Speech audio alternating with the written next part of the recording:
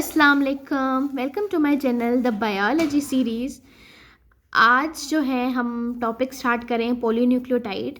मैंने last video पर जो है वो फॉस्फोडाइस्टर बॉन्ड पढ़ाया था। यहाँ पर मैंने इस वीडियो को लास्ट वाली वीडियो को एंड किया था। कुछ डिले आ गया मेरी वीडियोस के अंदर, मेरे पेपर्स भी थे और फिर कुछ ऐसे सरकमस्टांसेस, कुछ ऐसी सिचुएशंस हो गई थी जो मैं वीडियो नहीं डाल पा रही थी। सो एनीवे हम स्टार्ट करते हैं। पॉलीन्यूक्लियोटाइड। पॉलीन्यूक्लियोटाइड जो है वो क्या है? पॉली मीन्स मेनी और न्यूक्लियोटाइड मीन्स न्यूक्लियोटाइड्स होंगे। जैसे यहाँ पर हमने पढ़ा था कि न्यूक्लियोटाइड बन कैसे रहा है, उसके बाद यहाँ पर हमने पढ़ा कि एक न्यूक्लियोटाइड कैसा होगा, फिर डाइन्यूक्लियोटाइड किस तरीके से होगा, और आज हम जो पढ़ रहे हैं that is the polynucleotide. Polynucleotide obvious सी बात है एक बड़ा स्ट्रक्चर होगा जो मोनोमर्स से ही बना होगा। मोनोमर्स क्या होंगे? न्यूक्लियोटाइड। न्यूक्लियोटाइड मिलकर एक बड़ा स्ट्रक्चर बनाएंगे, दैट इज़ द पॉलीन्यूक्लियोटाइड। यानी बहुत ज़्यादा न्यूक्लियोटाइड्स मिल गए, और जब बहुत ज़्यादा न्यूक्लियोटाइड्स बन गए तो उसके दो टाइप्स हैं, DNA and RNA. That is the example of polynucleotide. Early discussion made it clear that the nucleotides are joined together and form polymers like DNA and RNA. पिछली हमने डिस्कशन जितनी भी की उसमें हमने देखा कि न्यूक्लियोटाइड्स जो हैं वो मिल रहे हैं और एक पॉलीमर्स बना रहे हैं, that is the DNA and the RNA. और इनके वैरायटी ऑफ रोल है लिविंग ऑर्गेनिजम्स के अंदर। DNA perform functions of transformation and heredity. DNA जो होता है ना वो हेरिडिटी का फंक्शन संभालता है। अब वो किस तरीके से, लाइक देखें, कोई जायदाद होती है, कोई प्रॉपर्टी होती है, वो एंसेस्टर्स से फिर जनरेशन टू जनरेशन पास होती है। सेम एज इट इज़ इसके अंदर भी कुछ ऐसी इंफॉर्मेशंस होती हैं जो फिर पास्ट से लेकर फ्यूचर जनरेशन्स तक पास होती है। यानी it has the information that is transfer from parents to offspring. इस तरीके से होता है। Genetic information is encoded in DNA, और जितनी भी जेनेटिक इन्फॉर्मेशन होती है वो डीएनए के अंदर कोड हुई भी होती है और कुछ स्पेशल कोड्स के फॉर्म में होती है, दैट इज द जिसको हम कोडान कहते हैं। ठीक है, okay. So structure of DNA. Structure of DNA was explained by James Watson and Francis Crick in 1953 by making model. अब दो साइंटिस्ट थे, James Watson and Francis Crick. इन्होंने 1953 में एक मॉडल बनाया और इन्होंने उस मॉडल को रिप्रेजेंट किया कि भाई इस तरीके से डीएनए का स्ट्रक्चर होता है, और इन्होंने पूरी detail of the DNA structure बताई, और ये बहुत ही फेमस है। Okay, the DNA is a double helical structure. इसके पास डीएनए एक डबल हेलिकल स्ट्रक्चर है। डबल हेलिकल का मतलब होता है दो स्ट्रैंड्स है इसके पास, एक ये वाली स्ट्रैंड, एक ये वाली स्ट्रैंड, तो डबल हेलिकल हो गई। Each helix is made up of 4 nucleotides, और हर हेलिक्स पर, हर एक स्ट्रैंड पर आपको 4 न्यूक्लियोटाइड्स नजर आएंगे। कौन से? एडेनिन, थाइमिन, साइटोसिन, ग्वानिन, जो प्यूरिन एंड pyrimidine हम पीछे पढ़कर आए। Both helix are complementary to each other. If one helix contain adenine, the opposite will be the complementary helix and that will contain the thymine, whereas cytosine is the complementary to guanine. अब इसका मतलब क्या है?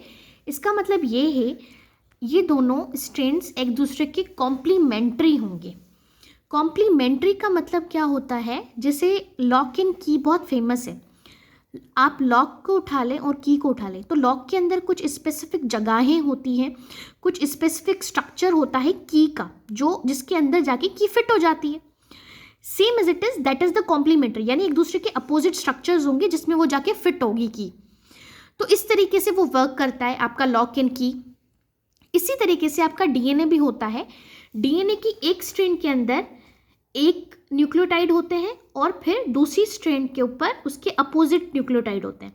इससे होता क्या है? Complementary structure बनते हैं अपोजिट, और वो एक दूसरे में जाके फिटेड हो जाते हैं।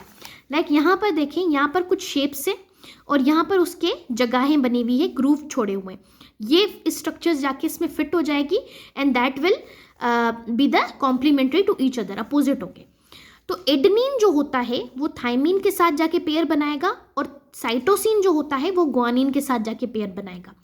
यानी एडेनिन जहाँ पर भी मिलेगा वो जाके अपना थाइमिन के साथ ही स्ट्रक्चर बनाएगा, और साइटोसिन जहाँ भी मिलेगा वो ग्वानिन के साथ करेगा। Same as it is, guanine जहाँ होगा वो साइटोसिन के साथ करेगा, और जहाँ पे एडेनिन होगा वो थायमिन के साथ करेगा, थायमिन एडेनिन के साथ करेगा। बस यही सारे अपोजिट में स्ट्रक्चर्स बनाएंगे, ठीक है। Each helix is made up of 2 parts. Her helix 2 part से बनी होगी।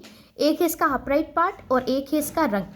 जो अपराइट पार्ट है वो डीऑक्सीराइबोज शुगर से बना होगा, और और फॉस्फेट से बना होगा। देखें, this is the structure, this is the upright part. ये वाला स्ट्रक्चर आपका बना है शुगर और फॉस्फेट से, ठीक है। कौन सी शुगर भाई? Deoxyribose sugar. डीएनए है तो डीऑक्सीराइबोज शुगर होगी। किससे बना है? शुगर और फॉस्फेट। और जो बीच में है दैट इज द सीडिया type structure, it is made up of nitrogen base.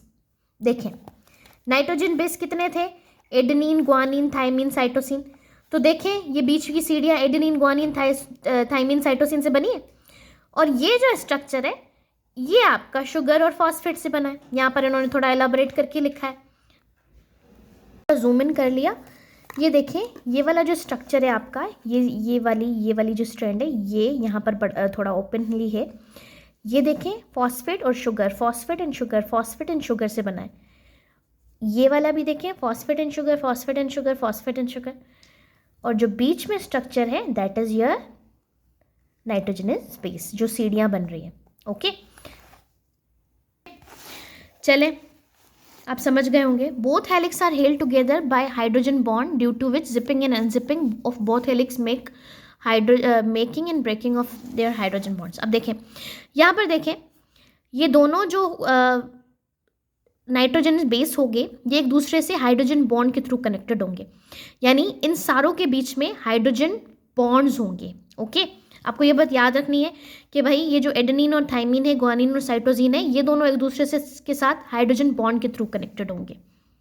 Okay, तो इनके बीच में होंगे हाइड्रोजन बॉन्ड। और ये बात याद रखें कि ये जो एडेनिन और ग्वानिन होता है इसके बीच में होते हैं, एडेनिन और थायमिन होता है इसके बीच में होते हैं 2 हाइड्रोजन बॉन्ड, और जो ग्वानिन और साइटोसिन होता है इसके बीच में बनते हैं 3 हाइड्रोजन बॉन्ड्स, ठीक है। तो ये इनकी नंबर ऑफ बॉन्ड्स हैं जो इन स्ट्रक्चर्स के बीच में बनते हैं। और जाहिर सी बात है, इनके बीच में हाइड्रोजन बॉन्ड्स हैं तो बॉन्ड्स को ब्रेक करना और तोड़ना जो है वो पॉसिबिलिटी हो सकती है, और unzipping and unzipping of this chain possible है। Both helix are opposite in direction. One chain run from 5 prime to 3 prime end downward, whereas the other chain runs from 3 prime to 5 prime end upward direction. अब जैसे देखें, ये तो मैंने शायद पिछली video में बताया है, ऑब्वियसली बात है, मैंने फॉस्फोडाइस्टर बॉन्ड समझाया था। एक जो चेन होती है वो फॉस्फेट से स्टार्ट होती है, that is the 5 prime and, और एंड होती है शुगर पर, that is the 3 prime and. और जो दूसरी स्ट्रैंड है वो बिल्कुल अपोजिट होगी, शुगर से स्टार्ट होगी 3 prime end to 5 prime end phosphate पर ख़त्म होगी। तो इसके बारे में डिटेल में मैंने फॉस्फोडाइस्टर बॉन्ड में समझाया। Distance between 2 helix remain same from one end to other end. जो डिस्टेंस होता है 2 हेलिक्स के बीच में वो सेम होता है, that is the 20 angstrom, which turns of the duplex consist of 10 base pair, और each turn of the duplex, अच्छा जहाँ पर ये डुप्लेक्स टर्न होती है, यानी ट्विस्ट जहाँ पर हो रही है, उस ट्विस्टिंग सेगमेंट के अंदर 10 बेस पेयर आ जाएंगे, ठीक है, 10 बेस पेयर कंटेन करेंगे। तो मतलब जहाँ पर ये टर्न हुआ वहाँ पर उसके अंदर 10 बेस पेयर आ गए। ओके, ये आपको बात समझ आ जानी चाहिए। Now our topic is what is gene. We know that DNA is a hereditary material and it carries a genetic information from parents to offspring in the form of genes. अब हमें ये तो पता है कि DNA एक heredity material है जो इन्फॉर्मेशन जो है वो पेरेंट्स से ऑफस्प्रिंग के अंदर ट्रांसफ़र करता है, लेकिन वो किसके फॉर्म में करता है? वो जीन्स के फॉर्म में करता है। जीन्स क्या है भाई? Gene is a part of a DNA। Gene भी एक DNA का ही पार्ट है, DNA का ही जो है वो पार्ट है, which has information to synthesize a protein, जिसके पास इंफॉर्मेशन होती है प्रोटीन सिंथेसाइज करने की। तो जीन भी एक DNA का सेगमेंट है, ठीक है, जिसके पास इंस्ट्रक्शंस होती हैं कि डेवलपमेंट किस तरीके से करनी है, फंक्शनिंग किस तरीके से करनी है, ग्रोथ किस तरीके से करनी है, रिप्रोडक्शन किस तरीके से करनी है, किसी भी लिविंग ऑर्गेनिजम्स के बारे में जितनी भी डिटेल्स हैं उसकी वो सारी जीन्स के अंदर मौजूद होती हैं। और फिर ये जीन्स जो है वो प्रोटीन्स को सिंथेसाइज करती हैं, जो आगे चल के जाहिर सी बात है एंजाइम की तरह वर्क करेंगे। इसका मतलब है कि जीन जो है उसके पास प्रोटीन सिंथेसाइज की इंफॉर्मेशन होती है ना, तो प्रोटीन जो है वो जाहिर सी बात है आगे चल के एंजाइम की तरह काम करने वाला है। क्योंकि आपने नहीं पढ़ा, लेकिन आगे चैप्टर में पढ़ेंगे कि जितने भी एंजाइम है वो प्रोटियोजाइम ही होते हैं। तो जाहिर सी बात है कि जब प्रोटीन बनेगी तो फिर वो वर्क एज ए एंजाइम करेंगे। It is a functioning unit of heredity material. ये हेरिडिटी मटीरियल का फंक्शनिंग यूनिट है, यानी डीएनए इससे फंक्शन करेगा या फंक्शनिंग यूनिट है। जैसे किसी भी चीज़ का फंक्शनिंग यूनिट होता है ना, अगर आप किडनी पढ़ेंगे तो उसका फंक्शनिंग यूनिट आपको नेफ्रॉन मिलेगा। अगर आप जो है वो क्या कहते हैं लंग्स पढ़ेंगे तो उसका फंक्शनिंग यूनिट आपको मिलेगा एल्वियोलाई। तो functioning unit is the thing जो उसका काम कर रहा है। तो यहाँ पर जो डीएनए का जो फंक्शनिंग यूनिट है, जो उसकी जान है समझो, that is the gene. The gene gives the instruction for developing characteristic. और जीन के पास सारी इंफॉर्मेशन होती हैं, जैसे कौन से करेक्टरिस्टिक करवाने हैं, क्या करवाना है, आई का कौन सा कलर हो, हेयर्स का कौन सा कलर हो, और उस तरीके से वो जो है काम करता है। और वो सारी इस चीज़ों को मतलब मॉनिटर करता है बाय प्रोड्यूसिंग एंजाइम्स प्रोड्यूस करके। जो जेनेटिक इंफॉर्मेशन होती है सेल के अंदर, वो डीएनए से एमआरएनए और फिर एमआरएनए से साइटोप्लाज्म के अंदर ट्रांसफ़र होती है ताकि प्रोटीन बन सके।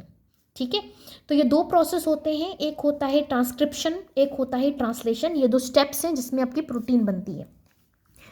इन this step the information of gene is copied into the form of RNA. सबसे पहले होगा क्या, डीएनए के अंदर जितनी भी इंफॉर्मेशन है, ठीक है, जीन की, in the step the information of gene की जितनी भी इंफॉर्मेशन है वो सारी की सारी आरएनए के अंदर कॉपी हो जाएगी। आरएनए के भी अंदर वो भी स्पेशल किस्म का आरएनए होता है, एमआरएनए। हम पढ़ेंगे नीचे आरएनए के टाइप्स। तो स्पेशल किस्म का एक आरएनए होता है, दैट इज़ द एमआरएनए, जिसके अंदर आपकी जीन की जो है वो इंफॉर्मेशन कॉपी हो जाएगी। एमआरएनए के अंदर which carries information from nucleus to the ribosome. और फिर वो डीएनए कहाँ पे होगा, न्यूक्लियस के अंदर होगा ना। फिर वो न्यूक्लियस से बाहर निकल के आएगा राइबोसोम की तरफ, अंदर साइटोप्लाज्म के अंदर आएगा, राइबोसोम के अंदर, in the form of genetic code. Genetic code के अंदर ये काम होगा, कुछ कोड्स होंगे जिसके फॉर्म में ये इंफॉर्मेशन जो है राइबोसोम के पास लेके आएगा। और फिर पता है राइबोसोम का काम क्या होगा, प्रोटीन बनाना। So in this step mRNA attach to ribosome. और ये एमआरएनए जिसके अंदर पूरी डिटेल कॉपीड है वो राइबोसोम के साथ अटैच होगा। और दो दूसरे टाइप्स ऑफ आरएनए, एक टीआरएनए ट्रांसफर आरएनए और एक आरआरएनए राइबोसोमल आरएनए जो है वो इस सारी इंफॉर्मेशन जो भी एमआरएनए के अंदर है उसको कॉपी करेंगे, ट्रांसलेट करेंगे into the sequence of amino acid. कुछ अमीनो एसिड्स के फॉर्म में कुछ स्पेसिफिक अमीनो एसिड होंगी, कुछ स्पेसिफिक सीक्वेंस होंगी, उसके अंदर इसको कॉपी करेंगे और फिर प्रोटीन बनाना स्टार्ट करेंगे। That's it. ये दो स्टेप्स होंगे जिसकी मदद से आपकी प्रोटीन बनेगी। ओके, आई होप आपको ये लेक्चर पसंद आया होगा और आप इसी तरीके से मेरी वीडियोस को लाइक करें, शेयर करें, सब्सक्राइब करें। और आपके जितने भी फ्रेंड्स हैं जो भी फर्स्ट ईयर में पढ़ रहे हैं और जिनको भी प्रॉब्लम हो रही है ट्यूशन अकेडमी वगैरह क्लास में, उसको आप सेंड करें ताकि वो इससे जितना हो सके बेनिफिट उठा सकें। Thank you so much. इंशाल्लाह हम नेक्स्ट वीडियो में मिलेंगे। अल्लाह हाफिज़ एंड टेक केयर।